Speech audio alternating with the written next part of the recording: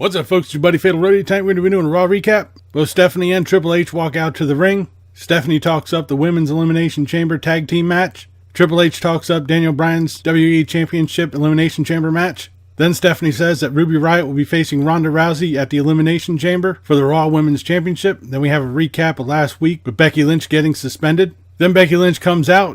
Triple H apologizes for everything that happened. It says that Becky Lynch has been cleared by the doctors and her suspension has been lifted. Stephanie says that the match will happen at WrestleMania on one condition. Becky Lynch has to apologize to both Stephanie and Triple H. Becky Lynch says that the McMahons have been screwing people over for decades and pretty much hell no to the apology. Both Stephanie and Becky get in each other's faces. Triple H breaks it up and tells Becky Lynch that she has to make a decision by the end of tonight and that the choice is hers. We then go to our first match. Sasha Banks and Bayley versus Tamina and Nia Jax versus Liv Morgan and Sarah Logan. The loser of this match will go first at the Elimination Chamber. This was a decent match. Both Banks and Bayley were trying to avoid getting tagged in. Smart move. But later on they were laid out, causing Sasha Banks to get taken into the back because she got injured. During this match, Tamina, who is not the legal person, kicks Bayley. No DQ. Strange. Dude. It all ended up with Nia Jax getting the Samoa drop on Bayley for the pin.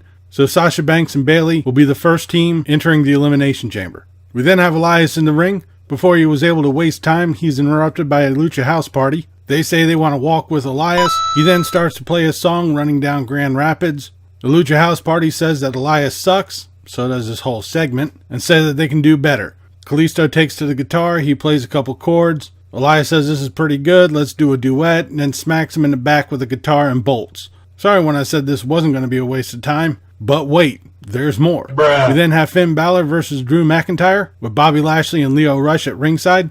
I can't see anything shady happening here. This is basically a quick and useless match. Lio Rush and Bobby Lashley interfered, causing a disqualification. As Drew McIntyre, Lio Rush and Bobby Lashley beat down on Finn Balor. Kurt Angle comes out for the save. Then Baron Corbin comes out for the attack. Braun Strowman comes out for the save. And guess what? We have a 6-man tag team match. What? And just when you thought it was a waste of time, it gets worse. Bobby Lashley pins Finn Balor with his foot up on the rope. The referee's not really sure if he saw it, so he awards the win to the heels. Another ref comes out to contest the decision. Then we have the whole match restarted again, ending with Finn Balor getting the coup de grace on Bobby Lashley for the pin. Oh my god, this was a complete waste of time. And the hits just keep on coming. We got Ruby Riott versus Nikki Cross. This is an match. Ruby Riott won with a Riott kick. Seth Rollins then comes out. He talks about his career. And guess what? He starts pointing at the Wrestlemania sign. So let's take another shot. He says he took 6 F5s and he's still standing. He's then interrupted by Paul Heyman. He says he's got a surprise for Grand Rapids. And then he introduces Brock Lesnar, who is not coming.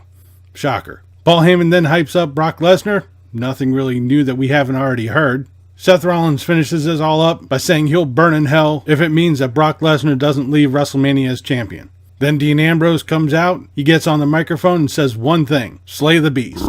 This then brings us into our next match, Dean Ambrose versus EC3. This is a match, basically 50-50 booking. Dean Ambrose rolled up EC3 and got the pin. Wow. We then have our final match of the night, Chad Gable and Bobby Roode versus The Revival for the Raw Tag Team Championships. Finally, we have a good match for the night. It's also good to see that the non-legal man attacking the legal person is strictly enforced in this match. That being said, there were a ton of near falls. Like I said, this was a really good match. The Revival got the Shatter Machine on Chad Gable, got the pin, and are now the new Raw Tag Team Champions. Becky Lynch comes out for the final segment of the night. She's then followed by Triple H and Stephanie McMahon. They push Becky Lynch to apologize. Becky Lynch relents and apologizes to them. Triple H says, congratulations, you're going to WrestleMania. Shortly after, Ronda Rousey comes out. They get in each other's face, but they're quickly interrupted by Vince McMahon. He says that Triple H may have accepted her apology, but he doesn't. She's going to be suspended for 60 days, which will be 5 days after WrestleMania, and that her place in WrestleMania will be taken by Charlotte Flair. Flair comes out. Vince McMahon raises Charlotte Flair's hand and tells Ronda Rousey to get used to this, that Charlotte Flair will be winning the Raw Women's Champion. And with this, we end tonight's Raw. For a go-home show for Elimination Chamber, this sucked. The only good match was the Revival versus Chad Gable and Bobby Roode. Everything else was either to